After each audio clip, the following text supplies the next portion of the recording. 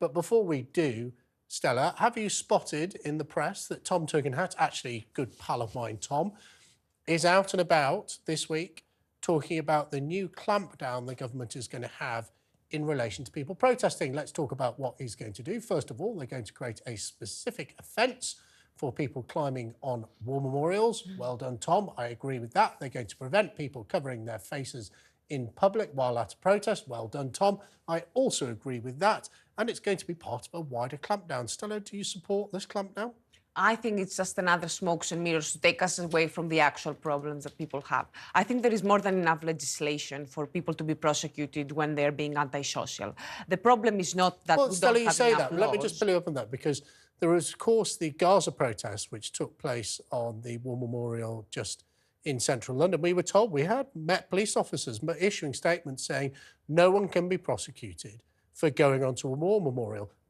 My view, protesting on a war memorial is an outrage of public decency. It shouldn't be allowed. I think climbing on a war memorial is foolish and it's bad taste. And I also do not think that people should go to prison for it. I think you're not going to get anything by putting someone in prison for climbing on a war memorial. Well, they're not going to go to prison.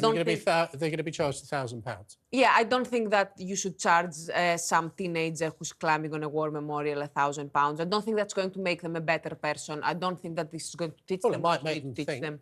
And also, Chloe, they're not allowed to be used fireworks and cover their face. What do you think of that? Good. We've seen fireworks being shot at police officers in some of the pro-Palestine protests, which is extremely dangerous. I've always quite liked the fact that the UK has much stricter rules on fireworks than in the US, where basically it seems like a kid can just walk into a shop and get a load of fireworks there. That definitely has to be banned. And also the face coverings, you're just not held responsible for any of your crimes if you just put a covering. Well, I can't think of any reason why you would attend a face covering at a protest except the fact that you intended to commit a crime or do something that people wouldn't be happy about. Why else, if you're happy to protest for the cause, would you cover your face and try and disguise your identity? I'll tell you, Stella, what I think the government hasn't done but should do, is if you support a football club, your football club in the Premier League will pay for the policing of football matches. Maybe we should change it so people who go on these protests pay for the police to be present. That would literally be an infringement of their democratic rights. I think just because you don't like what someone is doing, you can living in a free society. Hundreds of thousands of pounds of taxpayers' cash. This is every single Saturday since the 7th of October. Yeah. It's a yes, huge because the war is ongoing weekend. and people keep on. And I don't want to talk about the Israel and Gaza-Palestine conflict right now, but there are very good. There is a very good case for democratic protests to be allowed, even if we find the people who take part in it to be in bad taste.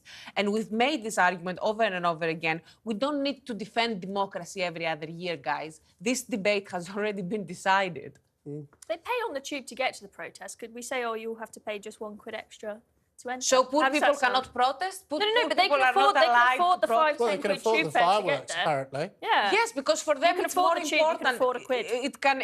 So poor people need to choose between protesting and between expressing their political views.